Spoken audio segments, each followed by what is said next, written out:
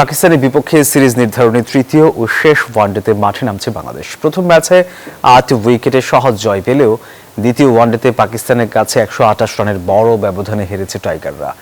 এই ম্যাচ জিতে তাই সিরিজ নিজেদের করে নিতে চান মিরাজ শান্তরা। মিরপুর শের বাংলাদেশ ক্রিকেট স্টেডিয়ামে ম্যাচ শুরু আজ দুপুর 2:15টায়। পাকিস্তানের বিপক্ষে ওয়ানডে সিরিজ জয়ের স্বাদ প্রায় ভুলতে বসেছে বাংলাদেশ দল। মেন ইন গ্রিনদের বিপক্ষে একমাত্র সিরিজ জয়টি আসে 2015 সালে। এরপর 11 বছরে আর সেই স্বাদ পায়নি টাইগাররা।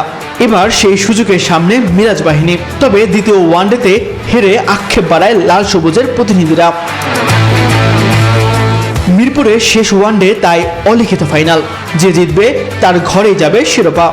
যুক্তরাষ্ট্রের 1 নম্বর জিম চেইন গোল্ড জিম এখন আবারও বাংলাদেশে। বসুন্ধরা আবাসিক এলাকা ও বসুন্ধরা সিটি শপিং মলে। দ্বিতীয় ওয়ানডেতে সালমান আলী আঘা ও মেহেদী হাসান মিরাজের ঘটনা তাতিয়ে দিয়েছে দুই দলকেই। পাকিস্তানের সাবেক ক্রিকেটার রমিজ রাজা বা কামরান আকমলরা রান আউট নিয়ে প্রশ্ন তুললেও মিরাজ আসলে নিয়মের বাইরে কিছুই করেননি। শেষ ম্যাচে টাইগারদের একাদশে আসতে পারে পরিবর্তন।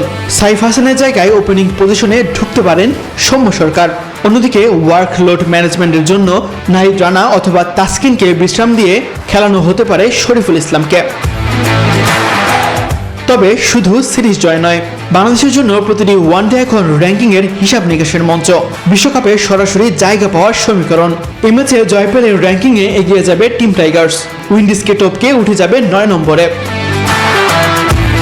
তাসবিহ শহরুন, নিউজ 24।